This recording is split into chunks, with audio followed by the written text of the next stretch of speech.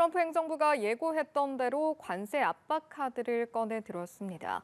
북한과 대화 의지도 피력했는데요. 재개막한 트럼프 시대 우리 외교 지형의 변화를 전망해 보겠습니다. 트럼프 일기에서 주미대사를 지낸 안호영 석좌 교수 모셨습니다. 어서 오십시오. 안녕하십니까. 안녕하십니까. 자, 2기 행정부가 출범한 지 일주일이 지났습니다. 더욱이 교수께서는 또 트럼프 일기 때 주미대사를 지내셨기 때문에 여쭤볼 수 있는 질문인 것 같은데 출범하고 일주일여의 시간이 지나고 쭉 동향들 지켜보면서 어떤 점이 일기 때와 가장 다르다고 느끼셨습니까? 그 제일 저한테 어필한 거는요. 속도감인 것 같습니다. 속도감. 이게 이제 두 가지 측면에서 그런데 첫째 인사죠. 네. 근데 지금 이제 앵커가 말씀하신 대로 2017년 그때는 강요 지명이 굉장히 시간이 걸렸었습니다. 굉장히 늦어졌었습니다. 예. 근데 이번은 굉장히 빨리 이루어졌지 않습니까? 그게.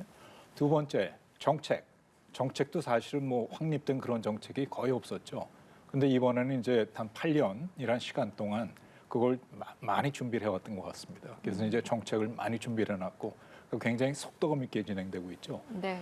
지금 앵커께서 일주일 됐다고 그러셨는데 일주일 사이에 행정명령이 300개가 나왔다고 그럽니다. 어마어마한 거죠. 그런데 그거는 이제 준비를 하지 않았다면 그렇게 나올 수가 없었겠죠. 그런데 이제 한꺼번에 그렇게 너무 많이 나오다 보니까 좀 시행착오적인 그런 것들도 좀 발생하고 있는 것 같습니다. 그렇겠네요. 예. 이제 말씀하신 것 중에 두 가지 중에 처음에 꼽아주신 게 바로 인사였는데 이 인사 관련해서도 충성심을 기준으로 이번에 좀 발탁을 했고 그래서 기존의 좀 전통적인 대외 정책에서는 선택지를 고려할 때 좀 어려운 부분이 있지 않을까 이런 해석들도 있거든요. 그렇다면 이 시점에서 백악관 외교안보 라인 중에 우리가 좀 주목해야 할 인사가 있겠습니까? 그 대단히 중요한 점 말씀하셨어요. 그러니까 뭐냐면은 세상이라는 게 다 사람이 하는 거잖아요. 예. 그러니까 누가 와서 그걸 하느냐 그게 그렇죠. 대단히 중요하죠. 네. 그런데 이제 외교 안보 쪽을 보자면은 대개 3역 얘기를 하죠. 3역이라는 게 국가안전보좌관, 그다음에 이제 국무장관, 그다음에 국방장관 그 셋이 제일 중요하다라고 얘기를 하는데 그 중에 국무장관은 이제 그 루비오라고 이제 그 플로리다주의 저희 상원 의원을 오래 한 분입니다. 네. 그러니까 이제 제가 주미대사를 근무할 당시에도 이제 상원에 아시아 태평양 소위원회 위원장을 하고 계셨었어요. 그래서 제가 이제 자주 만날 기회가 있었죠. 예. 그다음에 이제 그 내셔널 시큐리티 어드바이저로 임명되신 그 월츠란 분, 그다음에 이제 국방장관으로 임명되신 헤그세스란 분, 그분들도 이제 과거에 한 말이라든가 글이라든가 이번에 청문회라든가 네. 이제 쭉 제가 지켜봤거든요. 네. 그게 이제 그 세 분의 공통점이 있는 것 같습니다. 그 공통점이 뭐냐면은 미국이 지금 세계 도처에서 굉장한 그런 도전을 받고 있다. 두 번째, 그렇기 때문에 그 도전에 제대로 대응하기 위해서는 동맹과의 관계가 굉장히 중요하다라는 그런 생각을 세 분 다 하시는 분들인 것 같아요. 네. 루비오는 제가 뭐 직접 뵈둔 분이니까 알고 네. 다른 분들도 비슷한 생각을 하는 것 같습니다. 그렇군요. 그래서 그걸 기초로 네. 우리도 앞으로 좋은 관계를 맺어 나갈 수 있다라고 생각을 합니다. 그렇군요.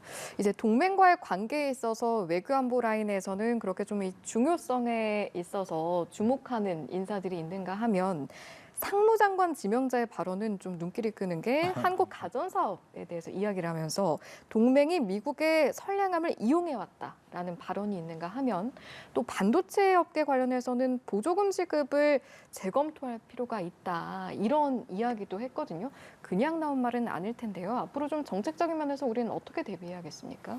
근데 이제 그 상무장관 지명자가 러트닉이라는 분이에요. 예. 그래서 제가 그분도 이제 쭉 유심히 지켜보고 있는데 그 월스트리트에서 엄청난 성공을 거둔 분입니다. 그러니까 대단한 사업가예요. 예. 근데 이제 지금 말씀하신 것들이 사실은 이제 아주 지엽적인 기술적인 사항들이잖아요. 네. 근데 그런 거에 대해서는 아무리 이렇게 뛰어난 사업가라 하더라도 그걸 제대로 파악하는데 시간이 좀 걸릴 거라고 생각합니다. 그런데 이제 그 러트닉 지명자가 한 얘기가 공통점이 하나 좀 있다고 생각해요. 네. 그게 뭐냐면은 지금 이제 그 가전제품 얘기를 하셨잖아요. 예. 그다음에 반도체 얘기를 하셨잖아요. 거기를 다 말하자면은 그 공통적으로 지배하고 있는 얘기가 뭐냐면은 미국의 제조업을 살려야 되겠다 그겁니다. 미국의 제조업을 살려야 될 텐데 그러려면은 파트너가 있어야 되지 않습니까? 근데 제조업 지금 앵커도 그거 그렇게 생각하실 거예요. 그런 제조업에 있어서 사실은 세계에서 가장 큰 경쟁력을 가지고 있는 게 사실은 우리나라죠. 그렇기 때문에 우리는 그 미국하고도 앞으로 윈윈하는 그런 관계를 만들어갈 수 있다라고 저는 생각합니다. 그렇군요. 관세를 수단으로 한 압박 정책 이 부분은 이제 트럼프 임기가 들어서기 전부터 계속해서 좀 주목했던 부분이기도 한데 또 방위비 분담금 역시 항상 저희가 좀 신경을 쓰게 되는 소식이잖아요. 이 부분은 좀 앞으로 어떻게 전망을 하십니까? 그런데 이제 그 관세 문제는 그 지금 이제 트럼프 대통령께서 관세는 내가 제일 사랑하는 말이다. 어, 라고 얘기할 정도로 그 얘기를 계속 하셨었죠. 예. 그런데 이제 그 두 가지로 좀 구분해서 봐야 될 것 같습니다. 뭐냐면 첫째는 보편 관세라는 거죠. 그러니까 일반적으로 이제 부과하는 보편 관세죠. 두 번째는 특별 관세죠. 그러니까 어쨌든 특별한 목적을 위해서 부과하는 관세. 근데 특별 관세는 이미 부과를 했어요. 그러니까 이제 뭐에 부과를 했냐면은 그 펜타닐이라는 마약이 있는데 펜타닐 문제라든가 아니면 불법 이민 문제라든가 그런 걸 통제하기 위해서 네. 카나다하고 멕시코에다 부과를 했죠. 그다음에 이제 그 콜롬비아에 불법 이민을 돌려보내려고 그러는데 콜롬비아에서 안 받겠다고 그랬어요. 그랬더니 이제 그 트럼프 대통령이 아 그래? 그럼 내가 관세를 엄청나게 올릴 거야. 이러니까 콜롬비아가 받겠다고 그랬습니다. 그래서 그거는 이제 특별 관세이기 때문에 그건 지금 얘기하기 좀 너무 이른 것 같아요. 우리한테 과연 특별 관세가 어떻게 문제가 될까? 그건 얘기하기 어려운데 보편 관세 있지 않습니까? 네. 보편 관세도 트럼프 대통령이 이제 처음에는 10%를 매기겠다고 그러다가 그다음에 또 20%를 매기겠다고 얘기를 했었습니다. 네. 선거 기간 중에. 그런데 아직 못 매기고 있죠. 지금 얘기로는 4월 정도나 돼야 매길 수 있을 것 같다. 이제 그 얘기인데 그는 왜 그런 문제가 생기냐 하면은 지금 사실은 그렇게 보편 관세를 10% 20% 매기게 되잖아요. 그럼 미국의 물가가 굉장히 올라가게 됩니다. 그럼 이제 지금 트럼프 대통령이 선거에서 이기게 된 큰 이유 중에 하나가 인플레 때문이란 말이에요. 그런데 그 보편 관세라는 것 때문에 물가가 더 올라가게 되면은 그런 트럼프 대통령으로서 좀 곤란하시겠죠. 네. 그러니까 이제 그거는 좀 지금 여러 가지 측면을 검토하고 계신 것 같아요. 그래서 알겠습니다. 우리가 예. 너무 걱정하지 말고 네. 진행되는 걸 좀 봐야 될 것 같습니다. 네, 앞으로의 상황을 좀 함께 지켜보도록 예. 하고 이 부분도 좀 여쭤보고 싶은데 사실은 트럼프 대통령이 이제 각 정상회담 이제 정상을 만나면서 어떤 이야기가 나오고 또 정책을 어떻게 가져갈 것이냐도 좀 주목을 하게 되잖아요. 벌써부터 일부 국가들은 이제 정상회담을 계획 중이거나 검토 중이거나 앞두고 있는 상황도 좀 보입니다. 자, 그렇다면 한미 정상회담의 시간표는 앞으로 어떻게 꾸려나가야 할 것인가? 어떤 의견 갖고 계세요? 그래서 지금 이제 탄핵 사태로 국면이죠. 말미암아 예. 그 정상이 유고된 상태죠. 우리나라 경우에는 정상이 유고된 상태죠. 이 문제가 해결되기 전하고 후하고 좀 나눠서 생각을 해봐야 될 것 같습니다. 네.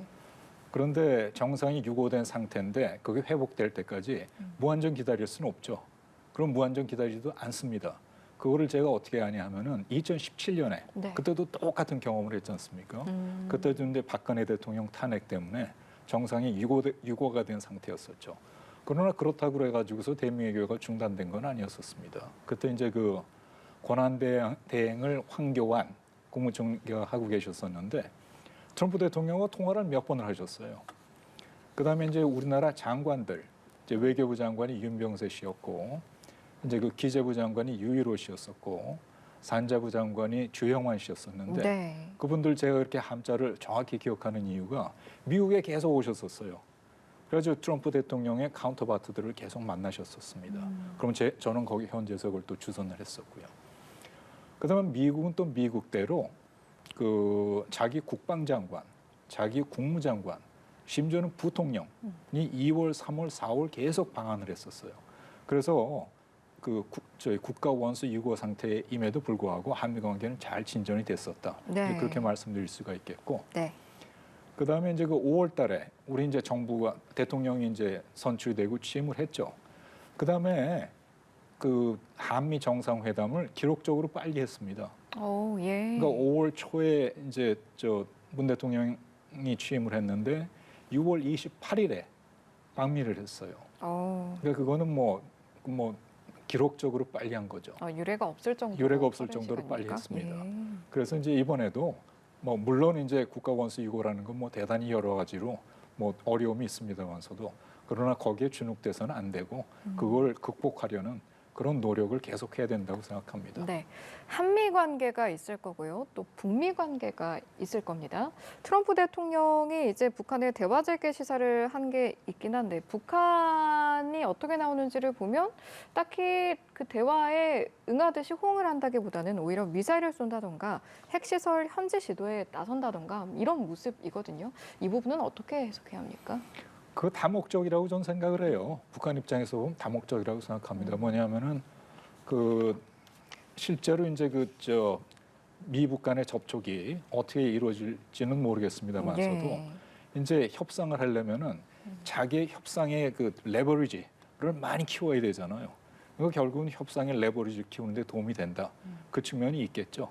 그래서 이제 그 여러 가지 그 다음에 이제 그렇게 함으로써 자신의 군사력을 계속 발전시킬 수 있는 그런 여지도 있고 네. 그게 다목적으로 그런 반응을 보이고 있다. 협상에 관심이 없다라는 얘기보다는 네. 다목적으로 이제 그런 반응을 보이고 있다라고 생각을 합니다. 네, 다목적이라고 말씀을 해주셨는데 트럼프 대통령이 사실 앞서 북한을 핵 보유국이라고 언급을 했었는데 또 그것과는 다르게 백악관에서는 북한의 완전한 비핵화를 추구하겠다라고 재확인한 부분이 있거든요. 이게 좀 작용했을 가능성은 어떻게 보십니까? 지금 앵커께서 아주 예. 대단히 중요한 점을 지적해 주셨는데 저도 사실 개인적으로 굉장히 걱정을 많이 했어요. 뭐냐면은 헤그세스라는 분이 예. 그 국회 청문회에서 처음으로 그 얘기를 했습니다. 북한이 핵 보유국이다라는 얘기를 했거든요. 근데 그 얘기는 미국이 여태까지 전혀 안 쓰던 용어입니다. 근데 그게 왜 문제냐 하면은 북한을 핵 보유국이라고 이제 얘기를 하게 되면은 그런 비핵화를 포기할 것이냐 그거하고 직접 연결이 되는 문제란 말이에요. 근데 그 비핵화를 포기하게 되면은 우리한테는 이게 보통 난감한 게 아니죠. 그래서 저도 이제 개인적으로 걱정을 하고 있었는데 다행히 어제죠. 어제 이제 백악관 대변인이 우리는 이제 일기 때 트럼프 대통령 일기 때 완전한 북한 비핵화를 목적으로 노력을 했는데 2기 때도 같은 노력을 하겠다라고 얘기를 했어요. 백악관 대변인이. 네. 그래서 이제 그거는 다행인데 그러나 그거를 이제 이렇게 생각해야 될 것 같습니다. 뭐냐 하면은 제가 이제 트럼프 일기 때도 이제 현지에 있었잖아요. 예. 시간이 오래 걸리더라고요. 무슨 얘기냐면은 중요한 정책을 리뷰하는 데는 시간이 오래 걸립니다.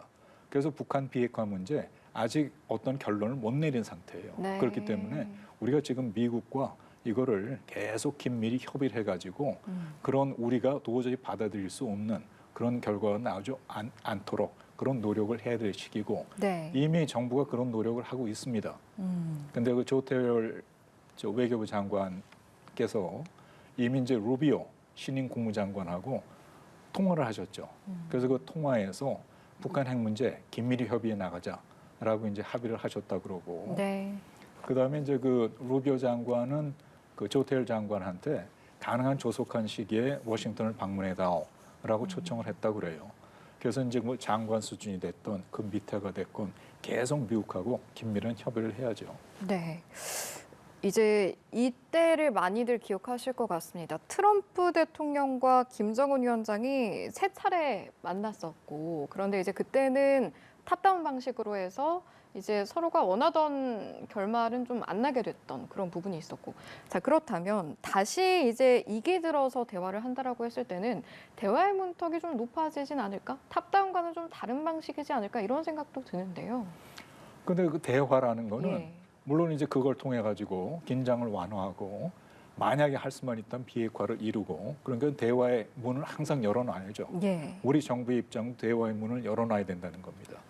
그런데 그 협상할 때 이제 협상가들이 항상 하는 얘기가 뭐냐면은 나쁜 결과를 가져오는 협상보다는 안 하는 게 낫다라는 그 얘기를 하죠. 네. 그래서 협상에 우리가 목을 매달 필요는 없고 좋은 결과를 만들어내는 그런 협상을 만들어내도록 그렇게 노력을 해야 되겠죠. 알겠습니다. 마지막 질문이 될 것 같은데요. 앞서 이제 한국의 외교력이 발휘될 어떤 공간을 마련한다는 부분에 있어서 이미 한미 사이에 오고 가는 그런 일련의 과정들을 말씀해 주셨거든요. 여쭤보고 싶은 것은 이제 북미는 아직 실질적으로 대화가 이제 눈에 띄는 건 없다 보니 그 북미가 접촉하기 전에 외교력이 최대한 우리나라에서 많이 발휘되는 게 중요하다, 관건이다 이렇게 볼 수가 있는 건지 여기에 대한 판단이 어떻게 그럼요, 보십니까? 그럼요. 제가 이미 말씀드렸지 않습니까? 예. 그래서 이제 지금 이제 저희 국가 원수 유고 사태 예. 그 전일을 하더라도 할 수 있는 모든 노력을 다 경주를 해야죠. 그리고 제가 알고 있기로 하고 있습니다. 그래서 알겠습니다. 이제 국민 여러분들께서 네. 너무 그건 우려를 안 하셔도 되지 않나 싶은 생각을 합니다. 네, 알겠습니다. 자, 여기까지 듣고 오늘 말씀 마무리하도록 하죠. 오늘은 트럼프 일기에서 주미대사를 지낸 안호영 석좌 교수와 함께했습니다. 잘 들었습니다. 감사합니다.